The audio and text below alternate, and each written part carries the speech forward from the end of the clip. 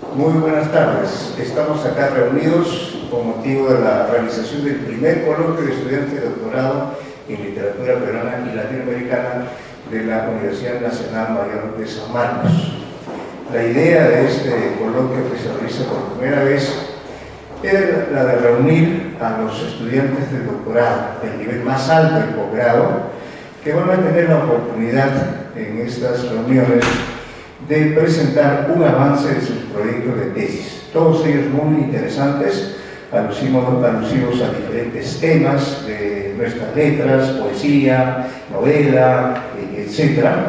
Y de esta manera también queremos que ellos se comprometan con sus respectivos proyectos y que luego de abandonar las aulas cumplan con la tarea que ellos se propusieron, que es alcanzar la más alta distinción en el sistema del posgrado peruano, que es el doctorado, y más si se trata del doctorado conferido por la Universidad Nacional Mayor de San Marcos. Pero hemos querido también que este coloquio no solo sea la presentación en sociedad académica de los próximos e inminentes doctores, sino que hemos querido rodear este acto académico con la presencia de muchos especialistas, tanto creadores como críticos vinculados a la literatura peruana, y que estarán también con nosotros presentando interesantísimas ponencias también sobre aspectos de nuestras letras.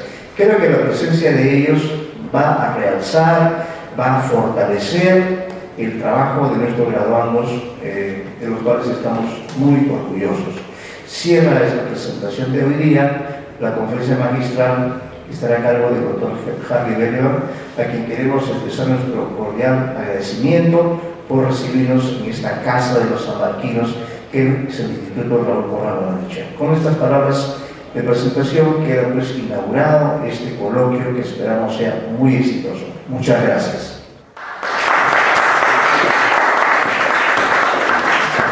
Muy buenas tardes. Voy a presentar a Miguel Vargas. Miguel Vargas inicia este primer coloquio de estudiantes del doctorado en literatura peruana. Tiene una maestría en literatura por la Pontificia Universidad Católica del Perú, donde sustentó la tesis Clorinda Mato de Turner, 1852-1909, representación y autorrepresentación, negociaciones para el progreso.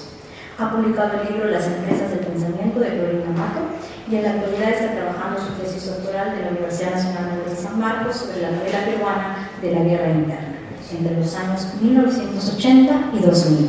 Dejo con ustedes a Miguel Vargas. Las novelas peruanas sobre la guerra interna y el volumen de novelas peruanas sobre este tema es francamente cuantioso. Propongo que esta narrativa informa del fracaso de la sociedad peruana en pleno por no querer asumir como propios los horrores que se cometían en la periferia de la nación. Da cuenta del fracaso del Estado peruano, los gobiernos de turno, las clases dirigentes, los representantes del poder hegemónico y las fuerzas del orden, por cuanto no brindaron protección y justicia a las mayorías desfavorecidas. Da cuenta también del gran fracaso de un proyecto de izquierdas, inhibida de articularse en un bloque político consistente que pudiera hacer valer un reclamo legítimo y unos ideales que, de concretarse, se esperaba que hubieran podido favorecer a los millones de marginados de la agenda histórica. Propongo entonces, en una primera instancia, que la novela de la violencia política que referimos ha buscado dar cuenta del fracaso nacional, que desembocó en una guerra interna sin precedentes en la esfera republicana de nuestro país. En segunda instancia, aunque no lo trataré ahora, propongo que las novelas comunican un proceso de verdad literario que confronta los efectos de la experiencia histórica y además revisa las coordenadas sociales y culturales que son producto de dicha experiencia: la modernidad, la mujer, el indígena, el gobierno, las nuevas generaciones y la culpa en nuestra sociedad. Son algunos temas revisados y replanteados a la luz de los acontecimientos finiseculares y con la distancia crítica que el tiempo proporciona. Dicha narrativa ficcional acusa diversa valía estética y procedencia ideológico-discursiva.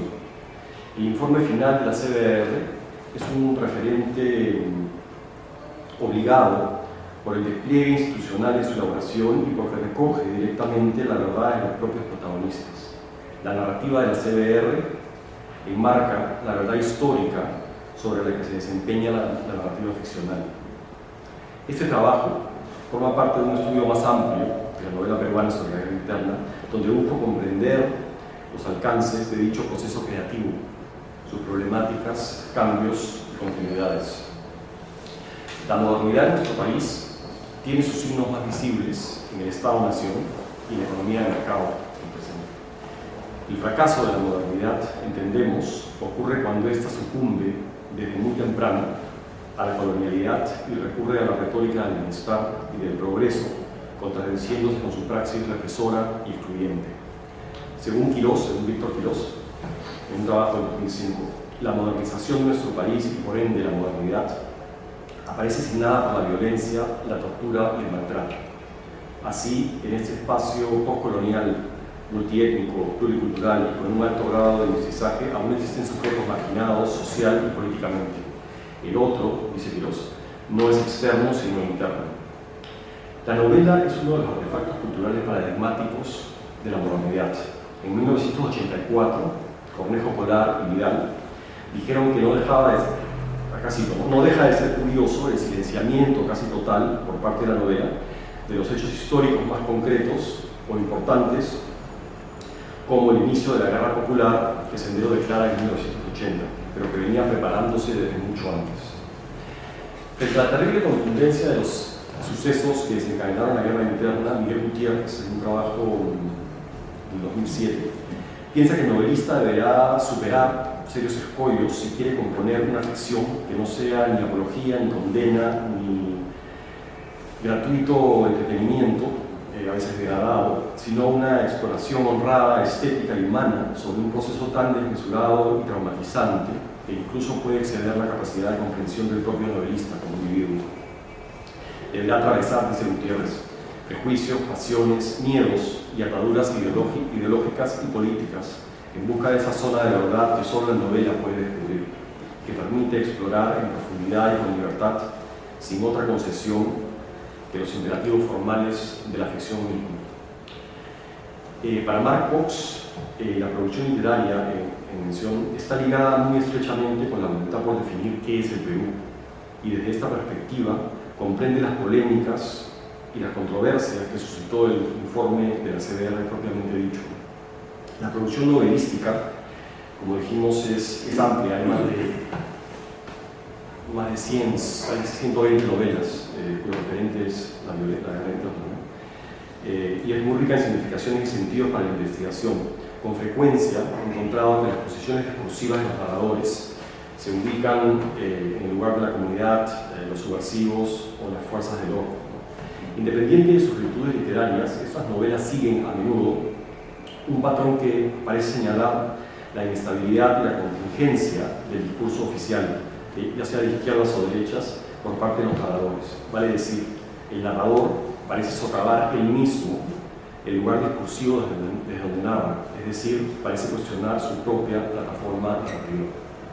Las coordenadas teóricas que dan sustento al análisis hermenéutico de las fuentes son básicamente las siguientes. Por una parte, reconocemos a los factores principales del conflicto en ese trabajo, las retóricas en juego y las prácticas que se justifican tanto abierta como clandestinamente a partir de ellas. Por otra, estamos recurriendo a nociones de ley diurna y ley nocturna, que me refiero a Zizek, porque nos ayudan a dar cuenta del discurso oficial públicamente sancionado por el agente discursivo como de su discurso otro, aquel que permanece implícito porque resulta obsceno y además aprovecha las fisuras del discurso oficial para validarse y por tanto para mantener dentro de la ley lo que por definición está fuera de ella. En primer lugar, la sociedad civil en este corpus. La sociedad civil busca la integración nacional, pero a menudo no ha comprendido que la diversidad cultural puede ser una plataforma amplísima para la modulación de la ciudadanía en construcción, ya no como oposición entre ciudadanía y cultura o civilización verbales, sino como una ciudadanía intercultural. En segundo lugar, las Fuerzas Armadas desempeñaron una función legítima de defensa conforme a la función constitucional, pero sus prácticas fueron más allá y derivaron en el abuso y en el crimen. En tercer lugar, la vertiente izquierdista que Sendero Luminoso pierde legitimidad cuando decide transformarse en una potencia destructora que se afinca en el recurso del terror. Luego, las comunidades campesinas interesadas en la protección de su autonomía y en la conservación de lo propio también derivaron en ocasiones en la transgresión incluso al interior de ellas mismas, pues la guerra permitió que los poderes locales se pusieran al servicio de rencillas y venganzas personales. El examen de las distintas retóricas bélicas en juego pone en evidencia dos aspectos que conviene analizar por separado. Por una parte, la oposición complementaria entre la ley nocturna y diurna, y por otra, la discrepancia entre el discurso oficial y las prácticas concretas que transfiguran los fines y anteponen propósitos más inmediatos que restringen su propio horizonte de realización. En la mayoría de novelas bajo estudio, encontramos que los narradores se ubican con mayor o menor precisión en el lugar del saber oficial. ¿Pero qué es y qué quiere decir el saber oficial? El saber oficial es el públicamente sancionado, dado por cierto. Se presenta complejo. En primer lugar, sostiene que las Fuerzas Armadas, Sendero Luminoso y la comunidad civil, en principio, buscaban defensa, justicia y autonomía, respectivamente. También informa que dichos actores orientaron sus acciones en mayor o menor grado por caminos del abuso, el fanatismo y la transgresión y la traición, respectivamente. Desde una perspectiva más amplia, el saber oficial involucra todo lo que se sabe, tanto si proviene de derechas como de izquierdas. La diferencia estará justamente en los alcances con los que los actores perciben que la defensa, la justicia y la autonomía derivaron en el abuso, fanatismo y la traición, respectivamente. Voy a comentar brevemente tres novelas. La primera es Adiós Ayacucho, que es de 1986, de Julio Ortega. En la novela, Ortega logra representar el horror que parece irrepresentable. Alfonso Canepa, dirigente campesino de la comunidad antigua, es estimado por subversivos y militares. Se traslada desde Ayacucho hasta Lima para recoger los huesos que le faltan a su cuerpo para poder descansar. El cuerpo muerto del viajero se desplaza ante la indiferencia de la gente. El mundo aparece como insensible. En Lima, busca ser indemnizado por el Estado, pero es ignorado por el presidente Belaunde y agredido por sus guardaespaldas. Queda claro que el Estado no protege a Canepa y lo que él representa, sino que además ejerce violencia sistemática sobre los más vulnerables. En la novela El camino de regreso de José de Piérola, el autor trata la relación de dos amigos, Fernando Robles y Antonio Toledo, que se ve frustrada debido a las condiciones socioeconómicas y políticas que precipitan la guerra.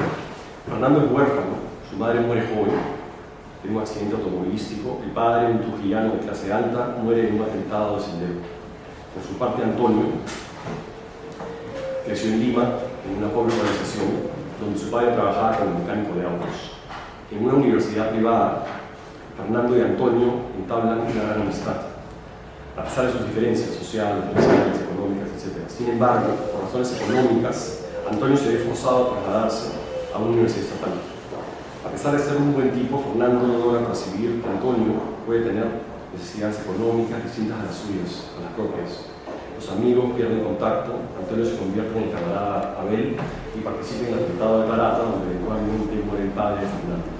Finalmente, al final de la novela, Fernando y Antonio se enfrentarán a muerte. La fortuna de la familia materna de Fernando tiene origen en el negocio minero, son dueños de la mina de la Merced, manejada por el tío de Fernando.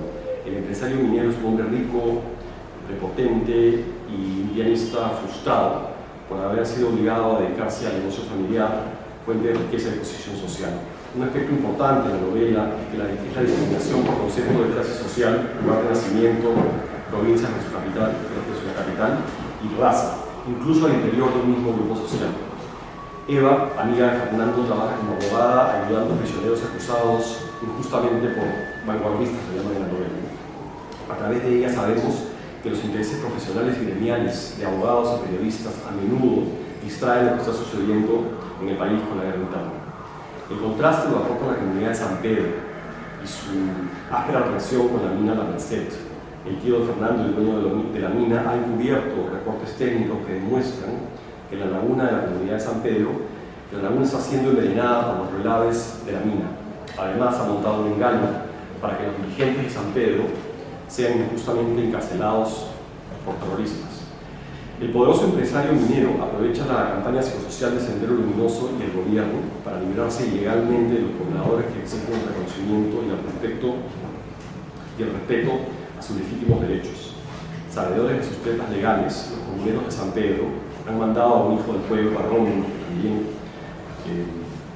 a Rómulo Caguana, que pertenece al pueblo, a estudiar Derecho para que pueda defender a su propia comunidad, y eventualmente lo hará junto con Eva, que también es abogada, exitosamente. Es posible decir que los intereses del minero y su entorno social son igual de perversos y obscenos que cuando nos aproximamos al otro lado de la tensión, los subversivos. Estos desconocen o no respetan la realidad y lo propio de las comunidades andinas. La comunidad de San Pedro del Ucamari es representada en la novela como una comunidad independiente. El Estado peruano moderno aparece por metonimia identificado con la subprefectura de Castrovirrey, pero también aquí la distancia se hace mayor y se expresa bajo la forma del silencio administrativo y hasta ofensivo. La autoridad ni siquiera tuvo la gentileza de responder con respecto a los pedidos de protección que hiciera la comunidad. La comunidad de San Pedro parece ser un personaje colectivo ejemplar, capaz de resistir las presiones foráneas y fortalecer su identidad en los escenarios hostiles. Para Rómulo Caguana, abogado originario de San Pedro, lo comunitario prima antes del individual. Fernando y Antonio, provenientes de universos distintos dentro del mismo país, termina siendo un fracaso desastroso y funesto la amistad entre ellos. El poderoso empresario minero aprovecha la campaña del Sendero para librarse de los pobladores, y de la población desprotegida. Podríamos conjeturar que el escritor en esta novela está postulando como única solución posible a la problemática que desarrolla la novela la posibilidad de respetar lo propio de las distintas comunidades en el país, lo que implicaría respeto con la diferencia. La siguiente y tercera y última novela que voy a tratar ahora es La niña de nuestros ojos, de 2010, Miguel Arregao Plata, en la cual los diálogos de los subversivos manifiestan un alto contenido ideológico y no están exentos de contradicciones que resultan en el enfrentamiento de dos líneas, dos frentes de lucha al interior del grupo subversivo, una dogmática y una fanática. Una dogmática y fanática y otra, menor, pero que quisiera llevar a cabo algún tipo de autocrítica. Vale decir, aparecen ciertos personajes senderistas que operan en función de una convicción ética y también lo que buscan hacer autocrítica, pero el aparato dogmático y fanático no lo llega a permitir. La dirección del partido, los subversivos, son llamados guerrilleros en la novela, ya tienen establecidos los destinos de cada uno de los habitantes. Los medios y las acciones para llevar a cabo el plan de Sendero con respecto a los comuneros son a menudo del orden del horror, incluso al interior del partido. Todo esto impide que en ocasiones los mandos senderistas actúen, todo esto no impide más bien que en algunas ocasiones los senderistas actúen con justicia ejemplar, curan al enemigo herido y dejan ir a prisioneros, incluyendo a Sinchis en algunas ocasiones. Se relatan ciertas historias de la vida de los guerrilleros, historias de miseria, abandono, injusticias sociales que en alguna medida han orientado el rumbo de los subversivos y que parecen servir de sustento para sus decisiones. La peor violencia, sin embargo, es la ejercida por los Sinchis y marinos que violan, torturan y exterminan masivamente a los pobladores. Los ronderos de comunidades vecinas serán a menudo cómplices de dichos crímenes, buscando además enriquecerse y vengarse. Comunidades vecinas, en la novela, perciben de manera distinta el accionar de los revolucionarios y de las Fuerzas Armadas. A veces agradecen la llegada de los guerrilleros que los libran de los Sinchis, cito, que a diario ordenaban matar el ganado, abusando de las hijas y mujeres, etc. Otras veces algunos comuneros se unen a las filas de la guerrilla. Como dije antes, las novelas que tratamos dan cuenta del fracaso de un proyecto de izquierdas emancipador. La estructura vertical y jerárquica del Sendero Luminoso enfatizó el sometimiento y la exclusión y contradijo su afán emancipador. los sectores excluidos de la modernidad y de la nación-estado fueron doblemente traicionados por el abandono de los aparatos gubernamentales y por la violencia perpetrada por las Fuerzas Armadas. La sociedad civil negligentemente le dio la espalda a la situación político-social de la época en cuestión y fomentó directa e indirectamente la coyuntura del caos. Las Fuerzas Armadas, en resumen, tergiversaron su función e infligieron el terror, creando mayor inseguridad y zozobra en la población. Eso es todo, gracias. A continuación, voy a presentar a Víctor Manuel Rojas Rivera, quien nos hablará acerca de la intertextualidad en la poética de José Watanabe. Víctor Manuel Rojas es docente en la Universidad Nacional Emilio Marquesán de Huánuco, es autor de los libros de poesía El otoño y otras nostalgias, Estación de los olvidos, y del libro de cuento de Choques y fugas. Actualmente es aspirante al grado de doctor en literatura peruana por la Universidad Nacional Mayor de San Marcos. Un aplauso para él.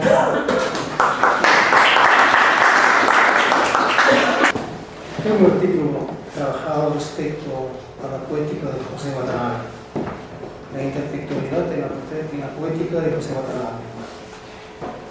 José Watanabe surge en el panorama de la literatura peruana luego de que obtuviera el primer puesto en el concurso Poeta Joven del Perú en 1970. Es autor de 9 libros, el primero de ellos es Álbum de Familia y el último, Banderas detrás de la niebla, publicado en el 2006. Mientras este estudio se detiene en revisar su poética para distinguir un rasgo de ella, la intertextualidad. En ese sentido, se revisa el origen y la evolución de esta teoría y en base a los fundamentos epistemológicos se postulan explicaciones producto de la confrontación de los 8 libros del poeta ladino. No incluyo en este estudio al libro Antígona porque está escrito para teatro. Es una recreación de la obra de Sófocles. Si la poética de Watanabe presenta elementos intertextuales, se aclara que esta no es enteramente intertextual. Se distingue que la presencia del haiku y la tematización de los pasajes de Jesús registrados en el Nuevo Testamento de la Biblia constituyen los elementos intertextuales. Aristóteles, el término intertextualidad aparece en los estudios literarios luego de la segunda mitad del siglo XX, en 1966 para ser precisos, acuñado por Julio Kristeva, quien la distingue y tipifica en su artículo Bakhtin, la palabra, el diálogo y la novela. No obstante este nacimiento oficial, la práctica intertextual tiene su origen en la imitación, recurso usado en el viejo occidente. La retórica, por ejemplo, hace uso de los recursos de los muertos y los exempla. Estos recursos son cogidos de los elementos de la vida para ser adornados y rediseñados artificiosamente con la finalidad de sostener con vigor y éxito su fin persuasivo. La imitación es un elemento importante en la retórica. Platón y Aristóteles, en la República y Poética, respectivamente, trataron de aspectos referidos a la imitación o a la mímesis, como capacidades necesarias relacionadas con la poética o poesía. La mímesis, entendida como la imitación de algún aspecto de la realidad, como un proceso de copia para nosotros, constituye un recurso de creación artística que marca el nacimiento de lo que hoy se conoce como intertextualidad. Aristóteles distingue los medios, las formas, los objetos y las maneras miméticas. Él dice, la imitación es natural para el hombre desde la infancia, y esta es una de sus ventajas sobre los animales inferiores, pues él es una de las criaturas más imitadoras del mundo y aprende desde el comienzo por imitación. Y es asimismo natural para todos regocijarse en tareas de imitación. Se resalta así que la imitación es una manifestación natural del hombre. En ese sentido, su protagonismo cotidiano estará nutrido por la imitación en algún grado y acorde al rol que desempeña en la vida, como un proceso de aprendizaje y capacidad. Luego agrega, cito, según lo dicho antes, resulta claro que el poeta debe ser más el autor de sus fábulas o tramas que de sus versos, sobre todo porque él es un poeta en virtud del elemento imitativo de su trabajo y son acciones las que imita, y si adopta un tema de la historia real, No por eso es menos poeta, ya que algunos acontecimientos históricos pueden muy bien estar en el orden probable y posible de las cosas, y en ese sentido, por esos hechos, él resulta su poeta. Fin de cita. Se revela que la imitación naturaliza la condición del poeta. El saber imitar concede estatus de poeta al poeta, que saber imitar acciones y hechos históricos reales no le resta nada a su condición de poeta. La imitación, así como remedio o copia de algún aspecto de la vida, tiene importancia performativa en la producción poética. Hasta aquí se puede distinguir que desde Sócrates hasta Aristóteles la imitación se constituyó como un elemento sustancial en la praxis retórica y poética. Con estos apuntes se puede sostener que la imitación, desde los orígenes de la cultura, ha sido una práctica humana de arraigo natural y esencial. El hombre copia modelos, no los inventa, transforma la vida, lo que ella manifiesta y el entorno que la activa a través de sus prácticas culturales. Así se puede discriminar que la intertextualidad germinó en virtud de esa natural condición humana, imitar lo que la realidad, la vida y los seres expresan. Es obvio que este hacer mimético se desarrollaría al ritmo de la evolución humana y cultural, como así sucedió, y no solo en el ámbito literario, sino en las distintas realizaciones artísticas en general. Es evidente también que estas prístinas relaciones en los orígenes no fueron entre un texto y otro, como ahora sí ocurre en las obras intertextuales, pero estas formas imitativas representan de algún modo su nacimiento. Atendiendo a la formación etimológica del término, se distingue que la predicación inter significa entre o en medio, entre varios. Dicho así, la intertextualidad explica la cercanía y existencia de un texto interconectado a otro u otros textos. En resumen, un texto A se vincula a un texto B. En esta relación y contacto, el texto B manifiesta la presencia y reactualización del texto A. Como se dijo antes, el término fue acuñado por Julio Kristeva en el 66. Este manifiesta las distintas realizaciones que los objetos literarios guardan en virtud de algún tipo de relación y configuración con otro u otros de existencia anterior a modo de reescritura. El aporte teórico que nace de Mikhail Bakhtin, quien al explicar las nociones de polifonía y dialogismo textual en su obra Problemas de la poética de Dostoyevsky, deja suelto las nociones con las cuales más tarde la estudiosa búlgara desarrollaría e innovaría la teorización sobre la intertextualidad. Kristeva esclarece categóricamente el aporte de Bakhtin y la teoría que sobre ella erige. Ella manifiesta, cito, un descubrimiento que Bakhtin es el primero en introducir una teoría literaria. Todo texto se construye como mosaicos de citas. Todo texto es absorción y transformación de otro texto. En el lugar de la noción de intersubjetividad se instala la de la intertextualidad y el lenguaje poético se lee, por lo menos, como doble. Fin de cita. Aun cuando la teoría intertextual es moderna, su práctica en la literatura y otras formas exclusivas es antigua. Lo hicimos notar en la revisión histórica y la correspondiente evolución, desarrollo y modalización de esta. No existe una obra que se exima de contener algún eco de otra u otras anteriores, ya en su estructura, ya en su estilo, ya en las formas actanciales o de otro orden. Sobre la base teórica que elabora Kristeva, Gerard Jennett, autor de Palimpsestos, la literatura en segundo grado, es quien explica monográficamente la naturaleza y trascendencia que tiene un texto A sobre el texto B. Asimismo, formula una tipología de textos en virtud de los modos de vinculación y materialización entre uno y otro. Respecto a objetos literarios, denomina architexto a la obra que expresa algún modo de relación con otra. Es decir, con un texto A, llamado hipotexto o texto base, se vincula un texto B, hipertexto o texto transformado. El resultado constituye el architexto. Con este afán aparece la intertextualidad literaria. Con este mismo afán aparece la intertextualidad literaria, base teórica y práctica de José Enrique Martínez Fernández. Este autor hace una revisión pormenorizada de la evolución teórica sobre la intertextualidad y alcanza una propuesta tipológica. La intertextualidad designa el conjunto de relaciones que se distinguen dentro de un texto respecto a otro u otros de existencia anterior, ya lo dijimos. Esto implica que la producción de un texto tiene su origen en otro u otros de naturaleza literaria o no. Consideramos en esta parte justificar el valor de la intertextualidad presente en los objetos literarios. Bakhtin manifiesta: el lenguaje es polifónico por naturaleza, todo enunciado está habitado por la voz ajena, nuestro hablar es hablar también de otro. No somos propietarios de las voces que usamos, el lenguaje es una propiedad colectiva y en cuanto voces de otros no nos llegan de forma neutra, sino cargadas, ideologizadas, configuradas con intuiciones ajenas de otros, son materiales y ya manipulados. Todo texto, oral o escrito, mira en una doble dirección, pues también propicia hacia adelante posibles respuestas de carácter que sea. Fin de cita. Bakhtin reitera la naturaleza colectiva del lenguaje y como tal la influencia que ejerce sobre la competencia del colectivo, que no hace sino manipularlo en sentido retrospectivo y prospectivo en una suerte inevitable de revisión y producción. Goytisolo dirá, cito: una obra es a fin de cuentas la suma total de las influencias exteriores que ha recibido. Fin de cita.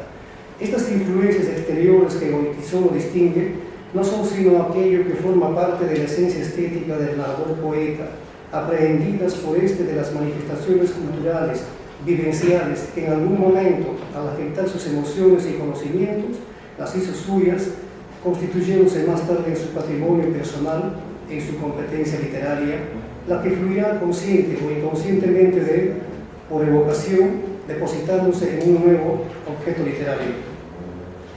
Graciela Reyes, por otro lado, sostiene, cito: el sujeto se cree único, el tiempo en que habla es también único, pero el lenguaje es plural por naturaleza, en varios niveles.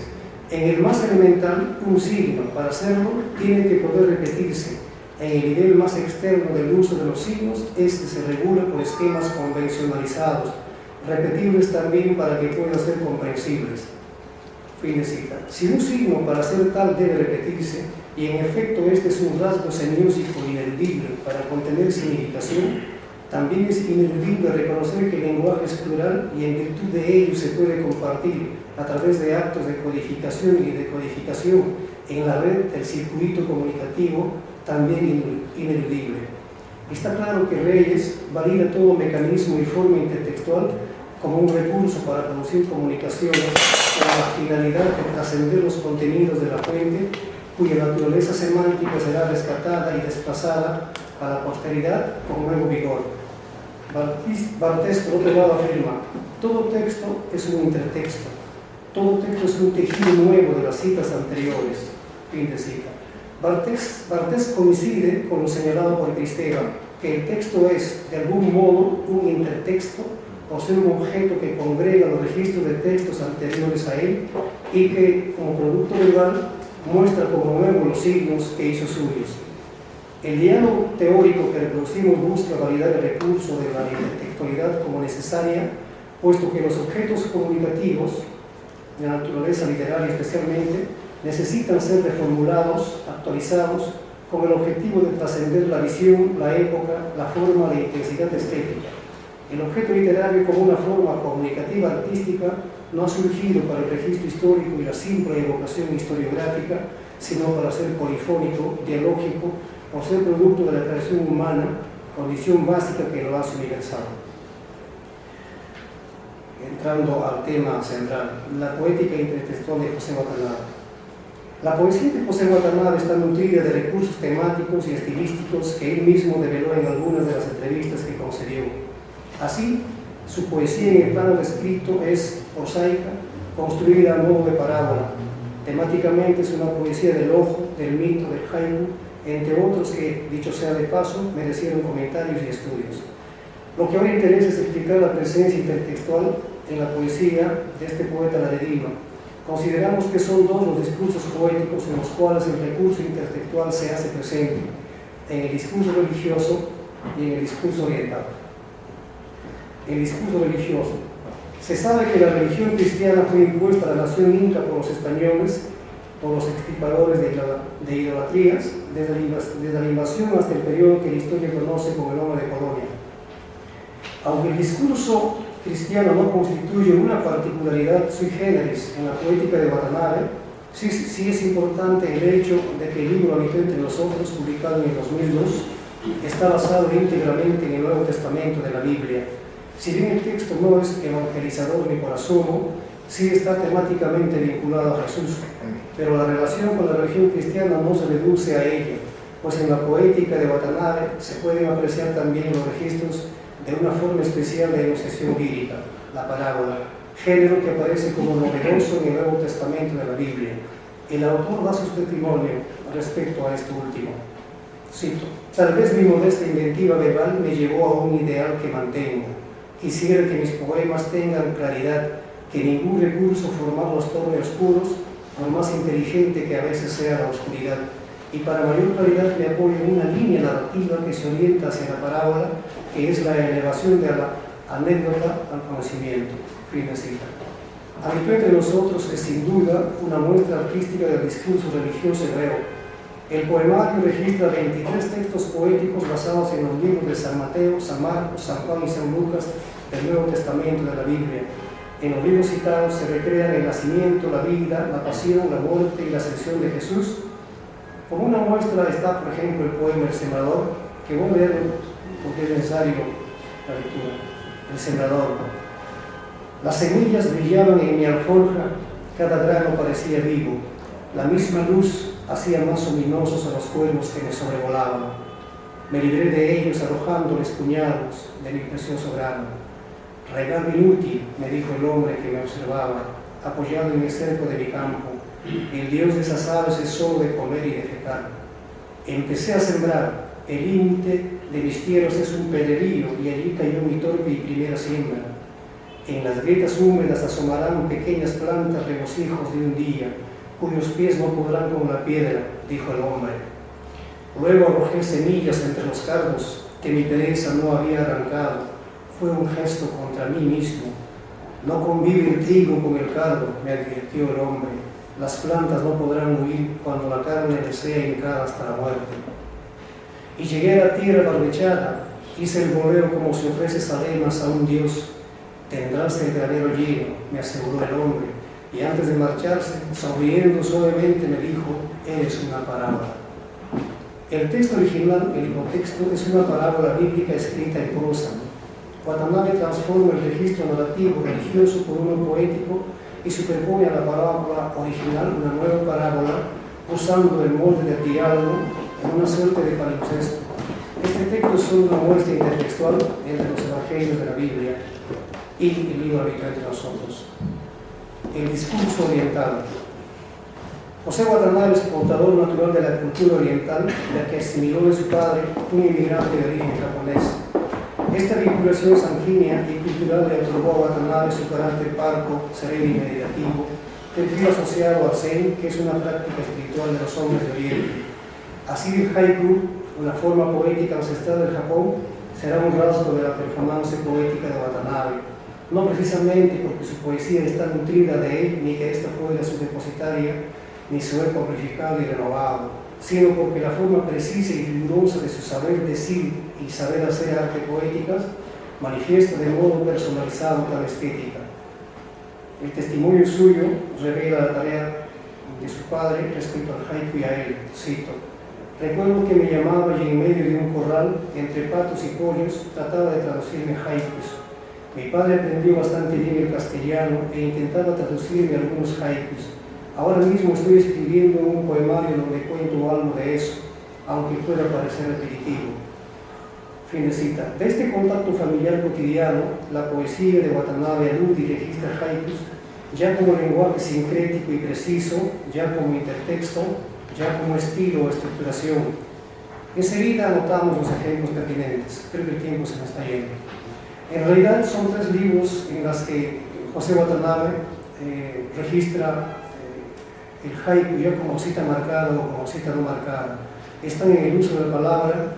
El poema Mi ojo tiene sus razones, está en Banderas detrás de la liebre, el poema Basho, ¿no? Y de esto quisiera, y también está en el libro Historia Natural, otro poema titulado Casa Joven con 2 muertos, que quisiera como ejemplo leer.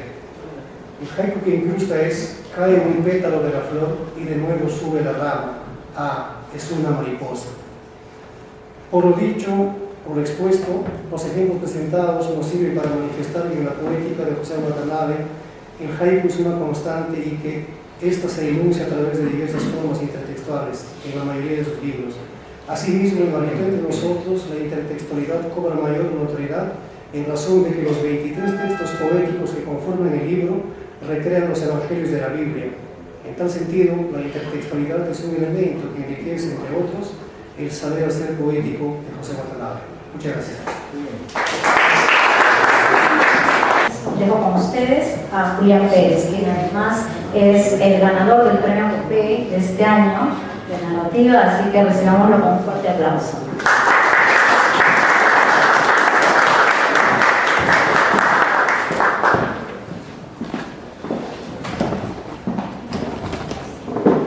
Bueno, buenas tardes a todos los Antonio González Montes, profesor del curso de tesis, seminario de tesis 4. En esta oportunidad voy a leer algunas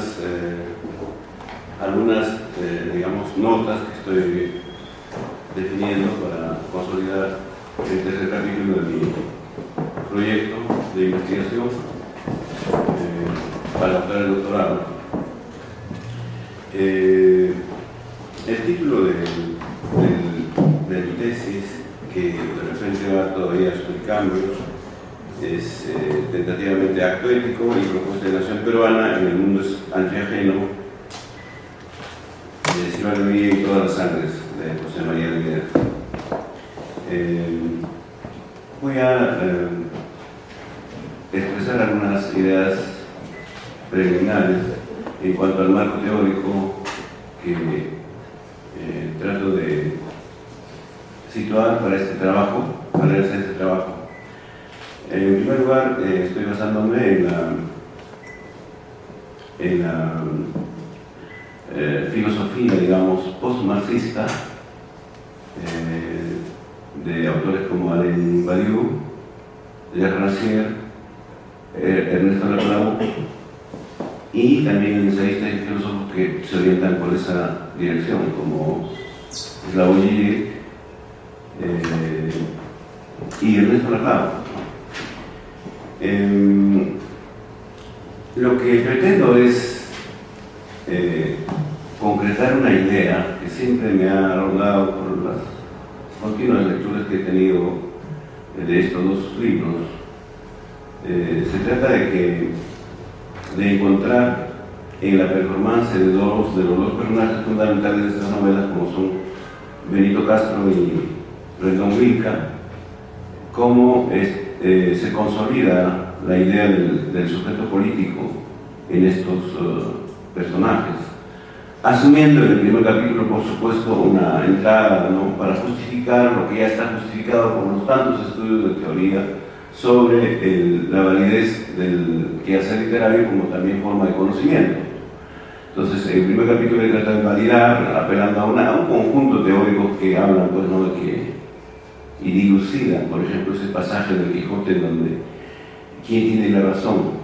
¿El Quijote o Sancho Panza, ¿no?, en los campos de Montiel, cuando se enfrentan a los molinos de viento, ¿no? Entonces, hay todo un tratado sobre estos temas de que si el discurso literario aporta conocimiento o no, o solamente contiene, pues, un discurso lúdico, un discurso hasta podría decir banal, y que no reporta mayormente conocimiento.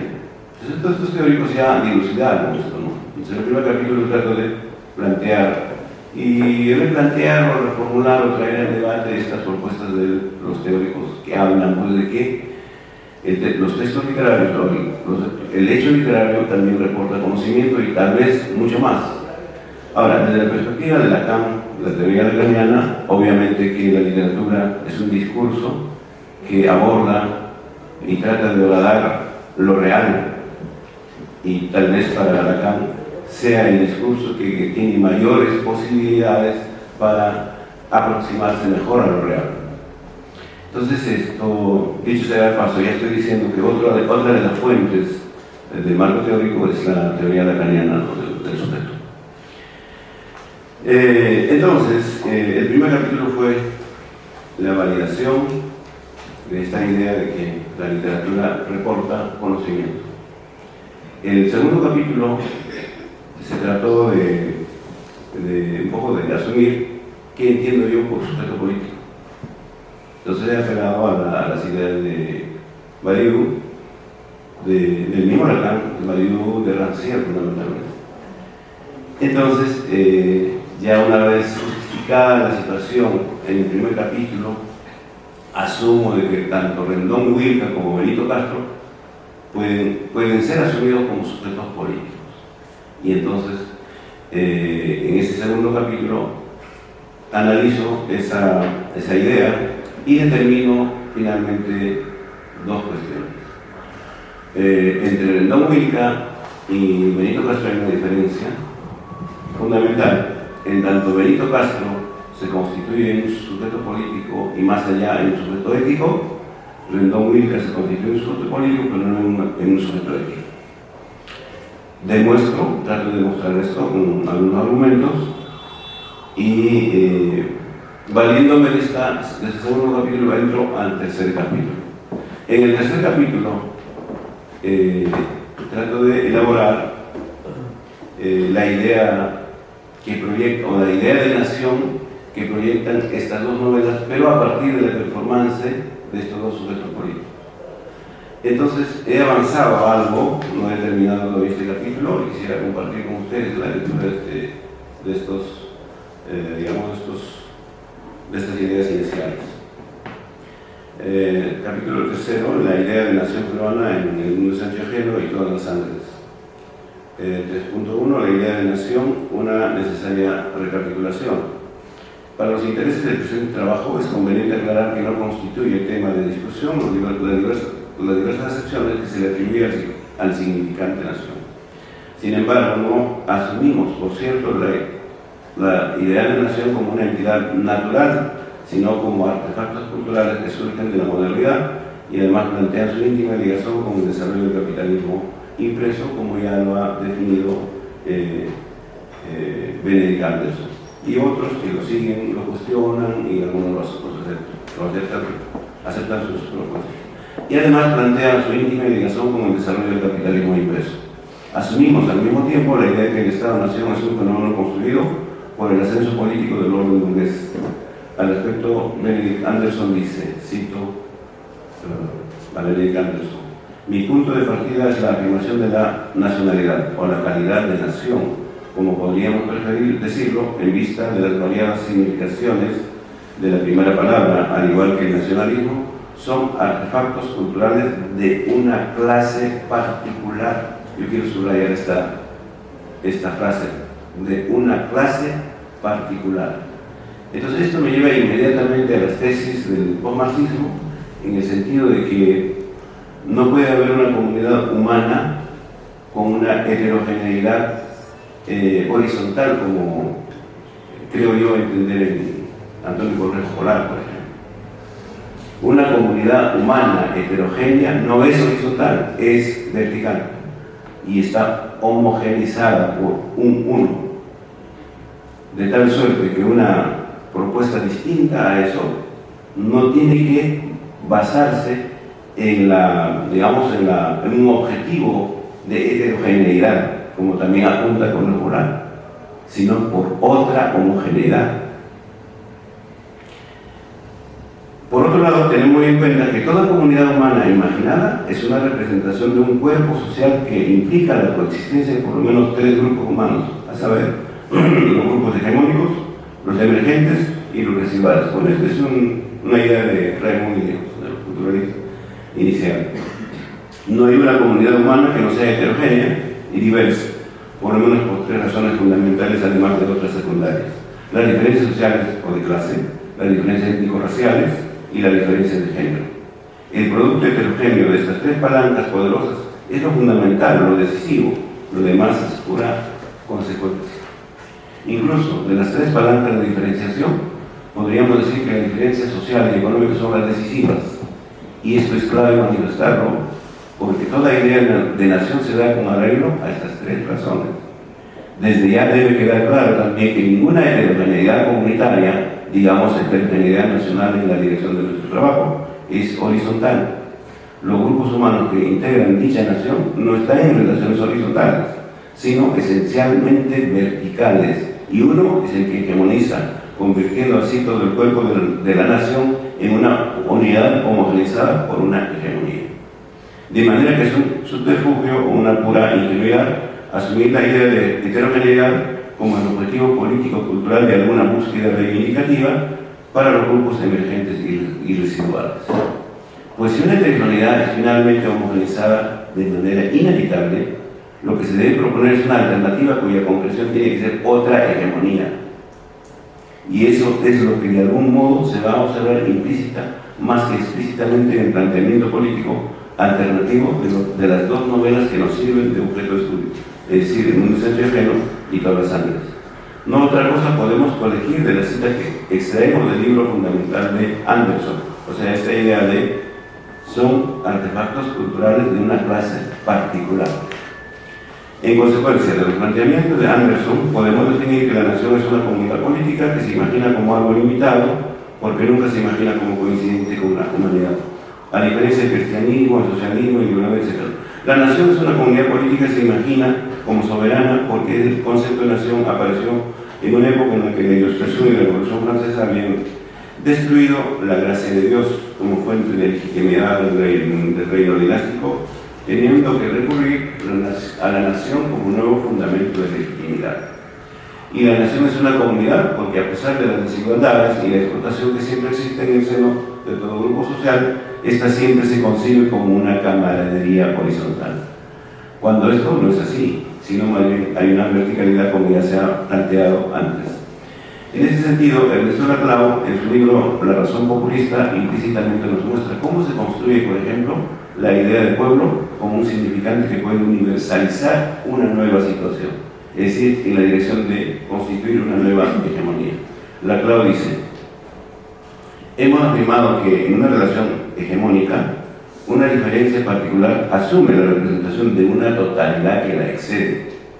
Esto otorga una clara centralidad a una figura particular dentro del arsenal de la retórica clásica, la sinécdoque, la parte que representa a todo. Y esto también sugiere que la sinécdoque no es solo un recurso retórico más, que simplemente es agregado a la taxonomía junto a otras figuras como la metáfora, sino que cumple una función ontológica diferente. Por otro lado, para que el Perú se constituya en una nación-estado o estado-nación, los historiadores realizaron una historiografía en la que se recogió hechos y personajes del pasado con el propósito de sedimentar la conciencia de pertenecer a una comunidad que a la postre sería nuestro país. Este proceso propone el término de construcción, en el sentido que los historiadores y cronistas del siglo XIX elaboraron una primera historiografía de manera artesanal, aunque muy creativa, para imaginar el pasado. En este esfuerzo privilegiaron algunos acontecimientos y personajes y dejaron de hecho de lado otros. Pusieron en primer plano lo que la intencionalidad en que construye la historia así lo exige. Es preciso señalar que, según Anderson, una de las principales causas de esa transformación fue la aparición de la novela y el periódico. Subrayo, la aparición de la novela y el periódico, que proveyeron los medios técnicos con los cuales se puede pensar y representar la comunidad imaginada nacional. Bueno, en esta idea de que la novela es fundamental para, digamos, percibir una idea de nación, es lo que estoy buscando en estas dos novelas. La novela como un artefacto cultural que proyecta una idea de nación, y creo que he encontrado eso, efectivamente. Ciertamente la novela, al realizar descripciones genéricas de la vida cotidiana, al hablarle a los lectores con una complicidad que los une, es un medio ideal para generar la idea de una comunidad que hace las mismas cosas al mismo tiempo. Según Anderson, el periodismo es un género mucho más ficcional, una persona en una portada, bueno, etc. Lo que me interesa de Anderson, hasta aquí, son dos cosas, ¿no? Es decir, de que la nación es una idea de una hegemonía, de un grupo particular. Y segundo, de que la novela representa con énfasis este proyecto de nación. Y creo que eso es perceptible con una somera revisión, por ejemplo, de los trabajos de Ricardo Palma, etcétera, de los escritores de los inicios de la República, que constituyeron una idea de nación criolla, pues, ¿no? Aristocrática criolla, en la que los grupos aristocráticos criollos estaban arriba y las poblaciones indígenas, negras estaban en la pirámide y que contaban no en razón de ciudadanía, sino en razón de mano de obra, ¿no? Bueno, entonces, esta es la idea que estoy tratando de desarrollar en este capítulo, apelando, ¿no?, a la propuesta del postmarxismo y de los textos de Lacan y de los seguidores. Una tentativa que puedo también leer es lo siguiente, un segundo subcapítulo: ¿cuál es la humanidad, cuál es la comunidad humana que quiere el mundo de Sánchez Génove y todas las sangres? Entonces planteo algunas ideas. Una inmediata constatación que estas dos novelas también postulan también imágenes que proyectan una idea de nación peruana. Esto quiere decir que la idea hegemónica de nación se reproduce permanentemente, así como que se proyectan imágenes de nación alternativos desde el lugar de la emergencia. Lo cual nos indica con claridad la idea de nación, esa fantasía cultural que sin embargo une y moviliza ingentes masas humanas, tiene un indudable rasgo de historicidad. Según nuestra percepción, las obras novelísticas de una sociedad como la peruana siguen cumpliendo una de estas dos funciones, bueno, más de otras. O reproducen el concepto de nación de la hegemonía, o implícitamente más que explícitamente proponen una nación alternativa. Esto puede entenderse si tomamos en cuenta la performance ética de los sujetos referenciales que aparecen tanto en el mundo santiaguero como también todas las sangres. Digo esto porque tanto Rendón Wilca como Benito Castro no son sujetos solamente individuales, sino detrás de ellos hay una colectividad.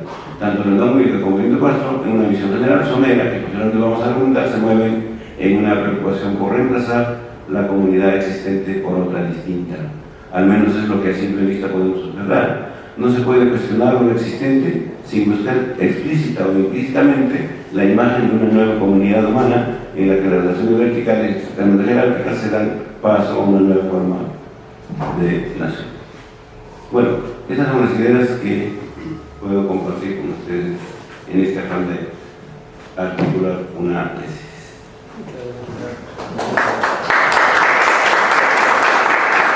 A continuación, en nombre de todos los compañeros y compañeras del programa de doctorado y del doctor Antonio González Montes, quiero darles la bienvenida y el agradecimiento por su presencia a Rosa María Bedoya, al doctor Eduardo Guara, a Rosario Valdivia Pasoldán y a Ana Claudia, que nos acompaña en la mesa de honor. Invito a pasar a la mesa a Rosa María Bedoya, por favor.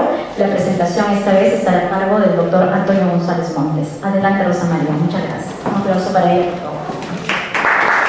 Vamos a continuar con este interesante programa de nuestro coloquio de estudiantes y verdaderamente nos enorgullecemos de haber convocado a un conjunto de escritores para de alguna forma darle una mayor proyección al trabajo de nuestros estudiantes. Tenemos con nosotros en esta mesa, la recibimos con mucha simpatía, a Rosa María Bedoya. Ella es licenciada en Comunicación, magíster en Literatura Hispanoamericana por la Pontificia Universidad Católica del Perú, es escritora, publicista y docente. Cultiva el cuento, la crónica urbana, la poesía y la literatura infantil. Tiene 5 libros publicados en Gran Lector de Alfaguara y una colección de 8 cuentos publicados por el Ministerio de Educación. Es directora del Club de Pequeños Escritores. Verdaderamente creo que este currículum pues, nos da pálpito de que vamos a estar frente a una magnífica inclusión. Muchísimas gracias, Rosa María Bedoya, y bienvenida a este coloquio. Yo confiando en el USB, dije, ya no le voy a llevar nada. Bueno, lo primero que quería contar es yo titulé mi ponencia en busca de la narradora que llevo dentro, ¿no? Intenté contar un poco cómo es que descubrí que me gustaba escribir, bueno, y cómo llegué a publicar todo esto, ¿no? Todo empieza cuando tengo 13 años y mi mamá en Navidad me regala una agenda. Pero yo miré la agenda y como tenía los días, dije, esto se llama un diario. Y empecé a escribir en esos pedacitos de espacio que hay en las agendas por cada día, y yo empezaba a escribir lo que me pasaba cada día. Obviamente que al escribir tenía que sintetizar un montón, porque una agenda no entra lo que entra en una página, ¿no? Escribiendo. Entonces, a veces hacía esfuerzos terribles por contar, o bueno, decía, ya me acaparon lo de mañana y pasado y ya luego me salto, ¿no? Pero yo trataba de llevar un registro de mi vida y era algo terrible, porque uno no puede escribir su vida, pues deja de vivir, ¿no? Entonces llegaba el momento en que hacía simplemente anotaciones y decía, otro día lo escribiré, ¿no? Y así llegué hasta los 20 años. A los 20 años estaba en la universidad y ya era imposible, y con anotaciones nunca me ponía al día, ni el verano ni en las vacaciones, no había forma de tener este registro. Y entonces, lo único que sabía yo escribir era lo que a mí me pasaba. Un día, escuché por la radio que decían, Alonso Cueto, que era un joven escritor en esta época, va a hacer un taller y va a enseñar a escribir a todas las personas que quieran aprender a escribir cuentos o narrativa. Y yo fui corriendo. En el grupo no éramos sino 8 o 10 que estábamos inscritos. Y Alonso nos empezó a hacerle cuentos y nos enseñó lo que para mí fue clave, que un cuento termina cuando hace clic. Y yo decía, ¿cuándo hace clic un cuento? Pero con los ejercicios y con la lectura, uno se da cuenta cuando el cuento hace clic, ¿no? Entonces, eso fue un descubrimiento increíble y me puse a escribir como loca. Escribía y encontraba que hacía clic, que esto ya había acabado. Ahora volví a escribir, empezaba algo, hacía clic, se acababa. Entonces tenía diferentes cuentos. Luego, 2 años después, entré a un taller con Edgardo Rivera Martínez en la Alianza Francesa, y ahí sí fue que clic ni clic, ahí era la exigencia total. No había que escribir bien, que usar bien la puntuación, además la palabra exacta para que no desentone dentro del cuento, ¿no? Entonces eran diversas exigencias, además de cómo estructuras tu cuento, etc. Entonces también estuve en ese taller con algunas personas que habían estado en el taller de Alonso Cueto. Entonces, cuando se acabó el taller, con mucha pena, le dijimos a Eduardo Rivera si nos podía dar clases particulares. Accedió 2 semanas y luego dijo que no podía porque tenía otras ocupaciones. Entonces, el grupo empezó a reunirse todos los miércoles y entre que comíamos y compartíamos los cuentos, nosotros mismos los corregíamos hasta que duramos así como, yo creo que 1 año y medio, 2 años. Pero ya después se disolvió. Y luego yo conocí a otro grupo que se había formado con Reinaldo Santa Cruz en el Museo de Arte, y que así eran un grupo de mujeres nada más, 2 escritoras, y dijeron, bueno, ya no hay más taller, pero ellas siguieron haciendo el taller. Entonces me invitaron. Y esto fue el Círculo Literario Armillón de Moebius, que ha seguido, no sé, yo creo que como 10 años, hemos estado un poco más de repente, y hemos hecho publicaciones de nosotros, etc. Ahora, cuando uno ya empieza a escribir como un grupo y todas las semanas lleva trabajo y recibe críticas, uno quiere presentarse a los concursos, ¿no? Uno dice, bueno, estamos escribiendo bien, hay que aventarnos. Entonces, así nos lanzamos a los concursos, y yo obtuve una mención en uno de los concursos del Centro de la Mujer Peruana Flora de Tristán, y en el primero. Y era un concurso, un cuento que yo había mandado a Copé, que había mandado a Caretas, había mandado a donde había podido, pero ahí no había tenido suerte. Entonces me convencí de que lo que yo hacía era literatura femenina y que entonces los que apreciaban mi trabajo eran los que apreciaban la literatura femenina. Al año siguiente, o a los 2 años, me volvieron a convocar. No gané ninguna mención, pero sí me publicaron un cuento en el libro, porque ellos publicaron 2 antologías, bueno, el primero y segundo concurso, ¿no? Donde hay un cuento mío en cada uno. Entonces, de ahí ya estaba más segura de mí misma y seguí escribiendo. Un día dije, voy a escribir, había un concurso, como estaba hablando de los concursos, el concurso más insólito de mi vida, ¿no? Había un concurso de argumentos para historietas del Super Cholo. ¿Se acuerdan ustedes la historieta que salía en el Dominical del Comercio? Bueno, yo siempre decía, esta es la historieta más mala que haya visto en mi vida, porque la historia podría ser muy interesante, la historia, pero cada semana empezaba el capítulo por cualquier lugar, o sea, por cualquier momento de la historia, y terminaba también en cualquier momento. No tenía un principio atractivo y un final que te enganche para ver la siguiente semana, ¿no? Entonces, yo siempre me había cuestionado cómo puede existir esta historieta que no te engancha, pero bueno, como es el comercio, sigue leyéndola, ¿no? Pero entonces uno no entendía bien la continuidad. Y presenté un argumento en coautoría con un amigo del taller y ganamos una mención honrosa. Y lo chistoso es que hicimos un cuento de ciencia ficción y a mí la ciencia ficción no me gusta para nada, pero era tal el empeño de demostrarle que se puede hacer algo mejor que acabé haciendo un argumento que gustó y que fue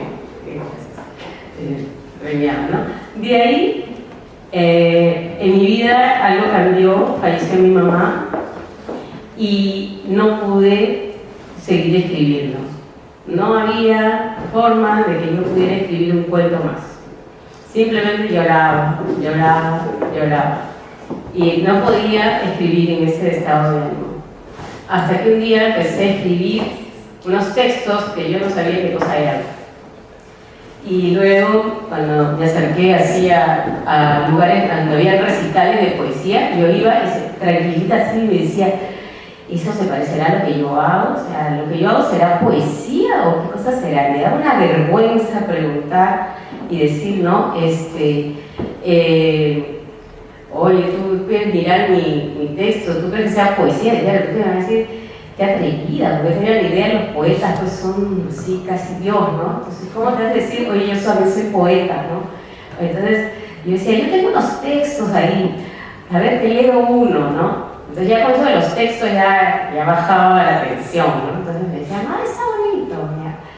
Total, un día me metí a un curso de diversos autores latinoamericanos y conocí a Marco Marcos. Y entonces yo bien mandada, pues me había hecho mi ¿cómo se llama? Plaqueta de los textos estos. Y le digo, profesor, acá le dejo por si acaso quiere leer. Y de mandada todavía le puse mi teléfono, pues no había mail en esa época, ¿no? Cuando me llama por teléfono y me dice que me quiere invitar a un homenaje a Rambo, aquí en el Forras, ¿no? Y yo digo, yo leyendo mis textos en un homenaje a un poeta, me da un ataque. Bueno, igual yo también leí mis cosas, ¿no? Pero entonces descubrí que era poeta.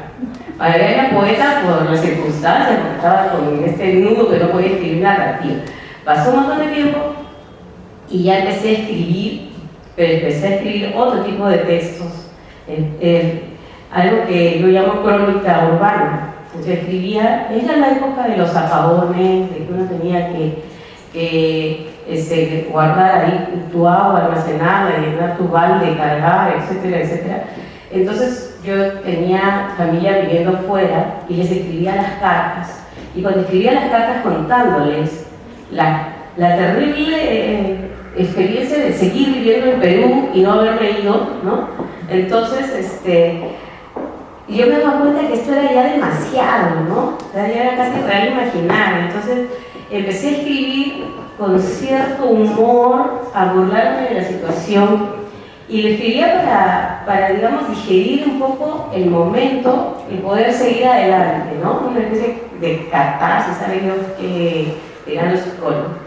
El asunto es que estos textos se los mostré a Alonso Cuarto me publicó un par en el Expreso, en la página editorial. Luego la gente me decía, te he leído, oye, que es escrito en la editorial de Expreso, yo trabajando de los colectivos, hablando de que no puedo cruzar la calle porque todos los colectivos quieren que suba, ¿no? Y yo decía, no, pues pasa, que quiero cruzar, ¿no? Entonces, de eso trataban los textos, ¿no? O me subí a un colectivo y había un conquistador de colectivo, ¿no? Que me miraba, y no hay nada más terrible que tener una persona sentada al frente y que te está mirando y tú no quieres que te mire, ¿no? Entonces, ese instante yo contaba eso, ¿no? Contaba lo que pensaba, lo que decía. Entonces, esas cosas eran un formato nuevo, ¿no? Que fui desarrollando. Y bueno, así como uno descubre cosas, también descubre las frustraciones, ¿no? Me encontré con un editor y me dijo, qué simpáticos tus textos. ¿Quién los ha leído? Ajá, ya. Escríbete uno, cuando llegues a unos 20, así 30, me los traes para publicártelos. Bien obediente, escribí hasta no sé qué, y llené como 30 crónicas. Total, la publicación hasta el día de hoy está durmiendo el sueño de lo justo, ¿no? Entonces, ya me cambié, dije, esto ya no es para mí, me genera frustración, y llegué a la literatura infantil. Entonces, llego a la literatura infantil por las circunstancias más raras del mundo, y empiezo a formar este Club de los Pequeños Escritores, que es un espacio donde hago talleres para niños y les enseño a escribir cuentos. Pero es un taller de creatividad, ¿no? Donde yo aplico las técnicas de la creatividad publicitaria, entonces vamos a hacer brainstorming, llenamos la pizarra de ideas y decimos, ¿qué vamos a contar hoy día? ¿No? Y empezamos a contar historias. Entonces, las historias de los niños a mí me parecían fascinantes, porque la fantasía de un niño es totalmente diferente que la fantasía de un adulto que escriba cuentos para niños. ¿Ya? No hay forma de que un adulto tenga las ideas que tienen los niños. Hay que volver a nacer, ¿no? Volver a quedarse en esa etapa. Entonces, yo estaba tan contenta con el resultado de los chicos. Habíamos hecho obras de teatro, poemas de Navidad, una obra de Navidad que se llamó ¿cómo era?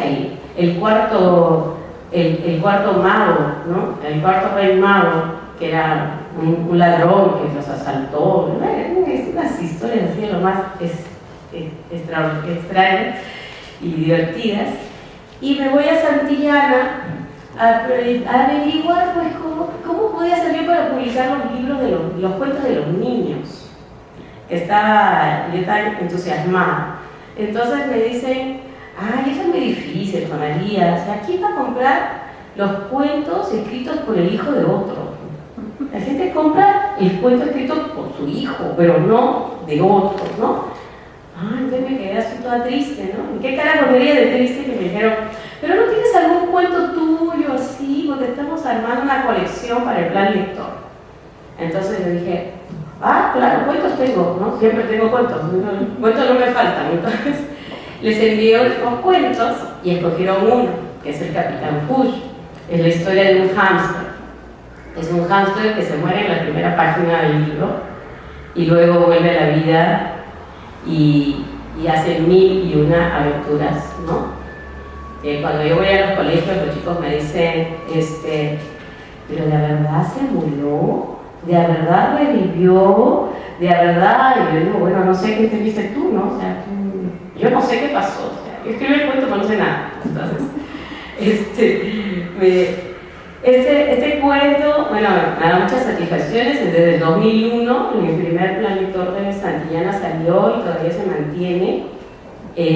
Yo lo hice en base a un dibujo que existía, un amigo que se llama Luis Landauro hizo, él dibujaba a un hámster que él había idealizado de un hámster que tuvo, ¿no? Y él me contaba las historias. Entonces un día que yo dije, voy a escribir un cuento, le dije, oye, cuéntame las historias de tu hámster, a ver si hacemos algo juntos. Y entonces yo hice el texto y él me dijo, has matado a mi hámster, ese no es mi hámster. Él le hizo un hámster un poco más y me decía un hámster gay. Entonces decía, me quedé pensando, pues, ¿no? Y guardé un montón de tiempo el libro porque estaba frustrada, ¿no? Entonces, lo había vuelto a escribir, lo había afinado, y ahí cuando me preguntan de Santillana si tenía un texto, yo llevé ese. Y luego digo, pero bueno, las ilustraciones las tiene que hacer mi amigo, este es su personaje, ¿no? Entonces sacamos el libro y casi 10 años después hemos sacado la continuación, pero la hemos escrito los dos, ¿no? O sea, tengo que esperar 10 años que él aprenda a escribir cuentos. Y me va a matar, señor. No, se dio la oportunidad y logramos hacer, y ahora, bueno, ya en conjunto seguimos desarrollando, porque uno se mete en un lío, pues, ¿por qué escribo del personaje de otro, no? Bueno, había que encontrar una situación, una salida equilibrada para poder continuar las historias que pedían los niños en el colegio. Entonces, ahí empezó mi carrera de escritora infantil. Yo nunca había publicado nada, empecé como escritora infantil. Y eso fue 2001, 2004 salió un cuento que se llama Tito y Ron, el gatito y el ventarrón. Y el 2006 salió Lita y Lota, una olita y una olota, que son para prelectores, que la verdad los escribí porque alguien me dijo, ¿tienes cuentos? Entonces yo dije, sí. Ya, pero que tenemos, te voy a pasar una lista de cuentos de necesidades que tenemos para una colección que estaban armando. Y entre la colección había las fuerzas naturales. Entonces decía la lluvia, el viento, ¿no? Y ahí cuando me dije, oye, qué difícil es ello, ¿no? Y ahí fue que escribí estas dos historias que quedaron ahí como ejercicio y que, bueno, para la colección esta no alcanzaron, pero ya tuvieron vida propia con Santillana, ¿no? Y luego pues, me publicaron un libro de cuentos, bueno, no es un libro de cuentos, es un librito que se llama ¿Quién eres tú hoy?, que es un libro que muestra las profesiones y las ocupaciones, pero las va describiendo con rimas. Y este cuentito tan sencillo, tan simple, ¿no? Me gustó mucho. Y me dijeron un día, Rosa María, queremos que hagas lo mismo que has hecho, pero tu cuento ¿Quién eres tú? Tiene profesiones urbanas, ¿no? De la ciudad. Hazlo pensando en niños del interior, niños del Ande, de la sierra. Así que ya, pues me mandé haciendo mi campesina, mi alcaldesa, ¿no? Y así jugando con los géneros, y entonces tenía el futbolista, el mecánico, y todo lo ilustraron muy bonito, pues con otros tipos de personajes, ¿no? y de escenarios. Y esta ganó una licitación para el Ministerio de Educación y lo publicaron, ¿no? que compre el Ministerio, ¿no? No sé cuántos libros sacan. Y bueno, creo que 5.000, no sé cuántos sacaron, ¿no? Y ahí quedó esa historia, ¿no? Y luego, eso fue el año 2008, yo tenía Lita y Lota, Tito y Ron, y una amiga en una reunión me dice, ay, qué lindo tus libros, se los presto, ¿no? Y resulta que trabajan en el Ministerio de Educación. Entonces ahí en el ministerio se entusiasmaron y me dijeron que querían que desarrollara un libro de cuentos. Querían 10 cuentos, pero con el presupuesto no alcanzó, quedamos en 8 cuentos. Y ahí hice 8 cuentos que vienen en una cajita, se llaman chiquicuentos, y los hicimos para el Pronoeni, para para este programa. Y bueno, no sé si seguirán, lo sacaron ese año, en la época de Hernán García, y pusieron la foto de Hernán García en la contratapa, para que lloren los niños. Entonces, como dato anecdótico, ¿no? Y bueno, así salieron los textos. Y bueno, quería mostrarles ahí, ¿llegas a abrir el PDF? No, ay, qué pena. Pero ustedes pueden buscar en Santillana, ahí si ponen el Capitán Fuchs, Lita y Lota, Tito y Ron, o quién eres tú hoy, salen los PDFs de los cuentos, pues, al menos las primeras páginas, ¿no? Y pueden darles una mirada. Yo hubiera querido compartir con ustedes eso, pero bueno, estos problemas del USB, qué vergüenza. Bueno, así que así llegué hasta venir acá, que me invitó Eliana y me está sentada. Eso es todo. Gracias.